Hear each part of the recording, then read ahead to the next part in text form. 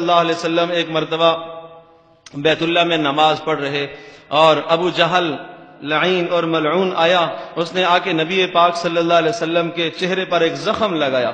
ایک زخم نبی پاک صلی اللہ علیہ وسلم کو لگایا, زخمی ہو گئے. حضرت صلی اللہ علیہ وسلم کے زخمی ہو جانے کے بعد کسی نے جا کر حضرت حمزہ رضی اللہ تعالیٰ کو یہ اطلاع دی کہ آپ کے بھتیجے کو ابو جہل نے مارا ہے اور وہ زخمی ہیں. حضرت حمزہ رضی اللہ تعالیٰ تلوار لیے نکلے اور سیدھا جا کے دیکھا آپ علیہ السلام جہاں سے زخمی ہے, جس جگہ زخم لگا فوری جا کے ابو جہل کو اسی جگہ پر زخم لگا کے آگے اور گرایا اور اسی طرح سے زخم لگایا اور کہا ارے منحوس ظالم, تیری کیسے جرت ہو گئی کہ تو نے میرے بھتیجے پر حملہ کیا ہے.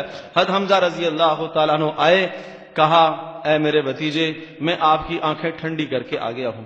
آپ کے دشمن کو میں نے گرایا, جس نے آپ کو جس طرح سے زخم لگایا ضرب کاری کی, اسی طرح سے میں اس کو بھی ضرب کاری کر کے آیا ہوں.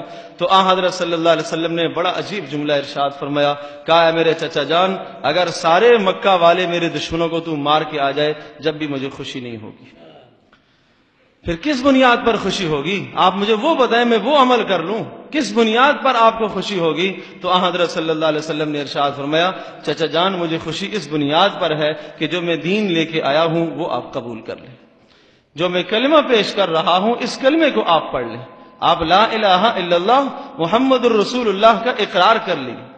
لا الہ الا اللہ کا اقرار کرنا, وہ جانتے تھے کہ لا الہ الا اللہ پر کا اقرار کرنے کا مطلب یہ ہے کہ اپنے آپ کو مصائب کے اندر جھونک دینا ہے.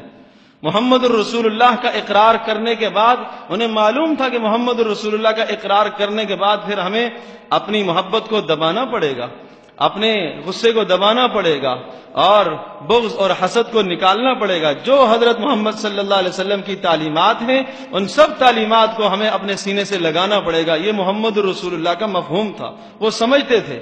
تو چچا جان نے کہا, مبارک ہیں وہ چچا, انہوں نے کہا اے اچھا میرے بھتیجے اگر آپ کی آنکھیں اس سے ٹھنڈی ہوتی ہیں تو سن لو, اشہد اللہ الہ الا اللہ و اشہد ان محمدن عبدہ ورسولہ.